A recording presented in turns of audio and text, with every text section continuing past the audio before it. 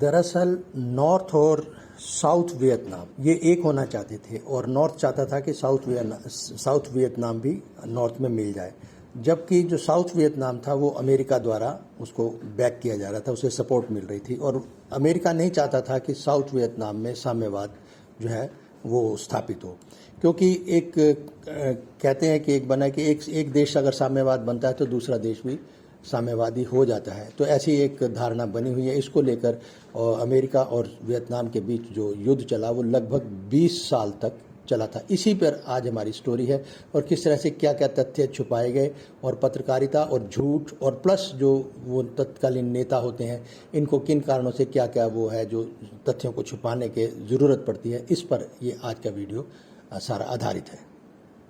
नमस्कार, मैं जगभूषण शर्मा। आज की वीडियो शुरू करने से पहले मैं अकबर इलाहाबादी साहब का एक शेर है जो वो बहुत माकूल लग रहा है मुझे, ठीक है जी, तो मैं वो आपसे साझा करता हूँ।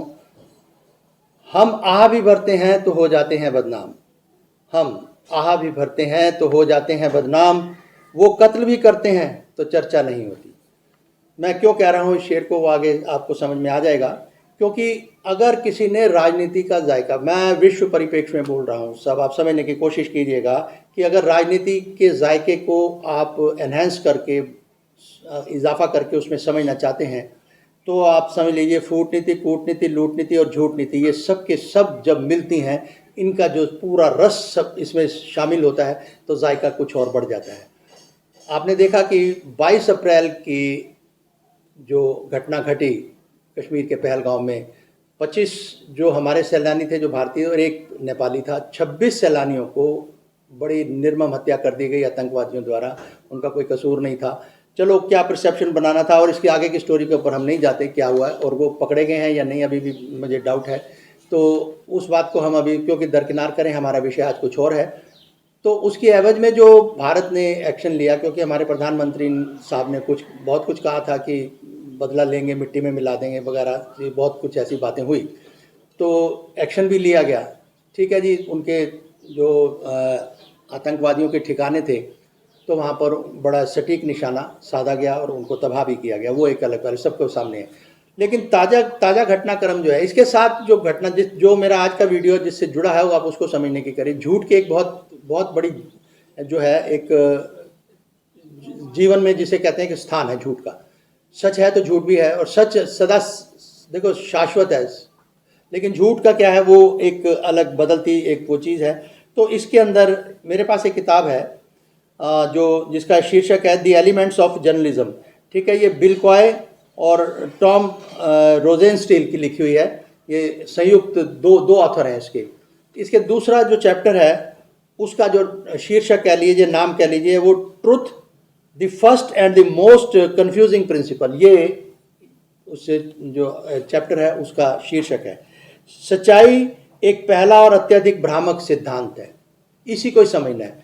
मैं एक वैसे तो आज जो वीडियो बनाना चाह रहा था वो बनाना चाह रहा था, पी चिदम्बरम साहब का एक आर्टिकल छपा है द इंडियन एक्सप्रेस में, द पहलगाम पे बैक, पहलगाम का बदला, तो वो आज शायद मैं पूरा नहीं कर पाऊंगा, मेरे को 10-11 मिनट कुल होते हैं मेरे पास। तो मैं आपको ये आज जो सच की जो कहानी है और झूठ की जो है इसके साथ जो घालमेल होती है, क्योंकि राजनेता और पत्रकार और ये सब जो फिर मीडिया मैनेजमेंट को अगर डैमेज कर दिया जाए बुरी तरह से तो फिर जो हालात हैं वो और भी ज़्यादा गंभीर हो जाते हैं। और हमने देखा है कि जो अब जो भारत और पाक के बीच में जो तनाव पैदा हुआ, युद्ध की स्थिति बनी हुई है, जिस तरह से भी घातक स्थिति हो गई, बहुत इसमें नुकसान भी हुआ है जानों का।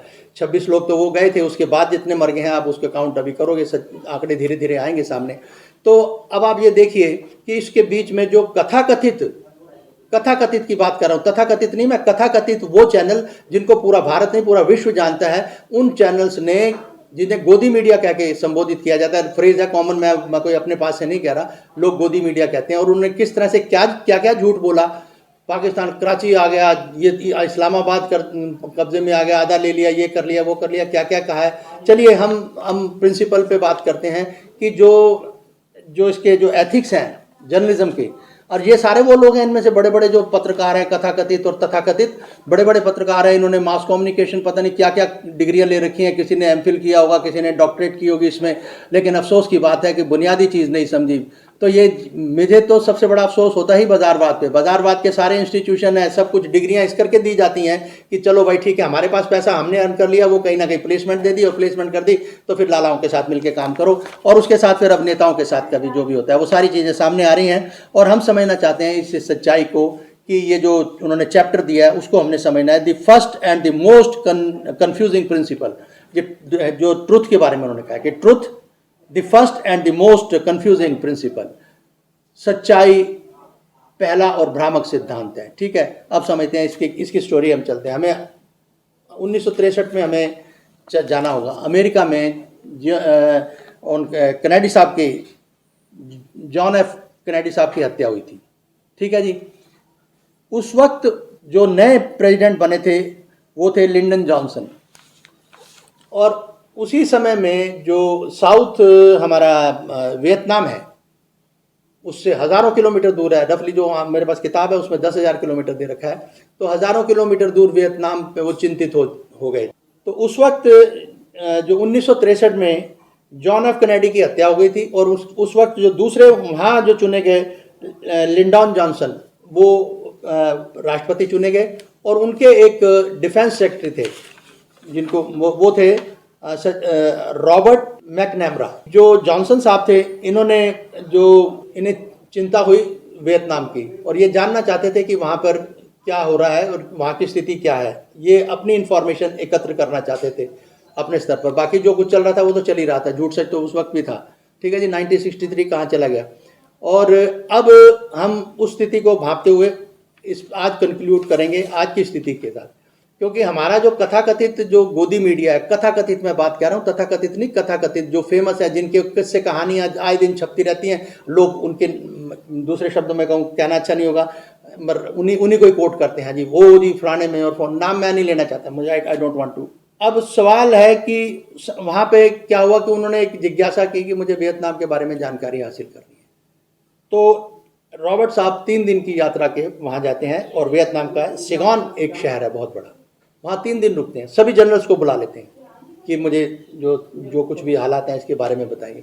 तो स्थिति वहाँ पे बड़े वो नाजुक बयान करते हैं कि बहुत डेटोरेटिंग कंडीशन है और बहुत नाजुक स्थिति में है ये, और ये सारी जानकारी वो हासिल करके 3 दिन में फिर वापस लौटते हैं। कहाँ? White house. व्हाइट हाउस में आके उन्होंने जॉनसन साहब जो तत्कालीन प्रेसिडेंट थे उनके सामने ही प्रेस को भी ब्रीफ करना था। ठीक है, अब सारी जानकारी उनको प्रेस के सामने, तो उन्होंने क्या दिया कि नहीं कोई बात नहीं, सब कुछ ठीक है, और हम जो है हमारे जो प्लानिंग है, हमने जो प्लान किया वहाँ के लोगों के साथ भी और हमारी फ़ौज के साथ भी जो हमने प्लान बनाया, और बहुत जल्द हम जीत के और हम सक्सेसफुल होंगे, वो प्लान हमारा कामयाब होगा। ये तो उन्होंने उस वक्त कह दिया। अब जो छुपाया गया वहाँ उसको समझिए। जो कहा मैंने आपके सामने बयान कर दिया, ये कह दिया कि हमारे पास जो हमने लोगों के साथ मिलकर वहाँ जो प्लान किया है, और हमारे फौजी ऑफिसर है जो कमांडिंग अफसर हैं उनके साथ भी जो प्लान किया है, उससे हम 100% हम कंफर्म है कि हम जीतेंगे। ठीक है जी, ये एश्योरेंस देगी और सब कुछ हो, ये सब हो गया। अब उसके बाद क्या होता है, अब मैं आपको झूठ वाली बात बता रहा हूँ, और झूठ परिस्थितिक भी बोला जाता है। राजनेताओं के सामने या डिप्लोमेट्स के सामने बड़ी दिक्कत आ जाती है कई बार। यहाँ तक कि स्पिरिचुअलिज्म में भी बहुत आता है कि भगवान भी यही कहता है कि युक्ति युक्त आप बोलो, अगर सच भी बोलना है तो युक्ति युक्त बोलो। अगर आपने किसी को झूठ बोला, मैं काम पे जा रहा हूँ, मैं तुझे अटेंड नहीं कर सकता, तो उसको ये मत कहो कि मैं अटेंड नहीं करता, कोई यार इस तरह से कोई दिक्कत है, ये बनाना जो भी है युक्ति इस तरह से, तो ये परिस्थिति का आपको करना पड़ता है। तो वहाँ क्या हुआ, तो जो अपना रॉबर्ट मैकनैमरा साहब थे, उन्होंने अपना सारी वो ब्रीफ तो कर दिया।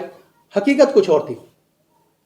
जिस हकीकत को, अब होता क्या है कि 1964 में ये घटना घटती है जो मैंने बयान किया आपके सामने, और वॉशिंगटन पोस्ट के उस वक्त के एग्जीक्यूटिव एडिटर थे बेंजामिन सी ब्रैडली। उन्होंने कई साल के बाद, बेंजामिन ब्रैडली साहब ने, जो वॉशिंगटन पोस्ट के एग्जीक्यूटिव एडिटर थे, उसके कई साल के बाद एक सच्चाई छापी।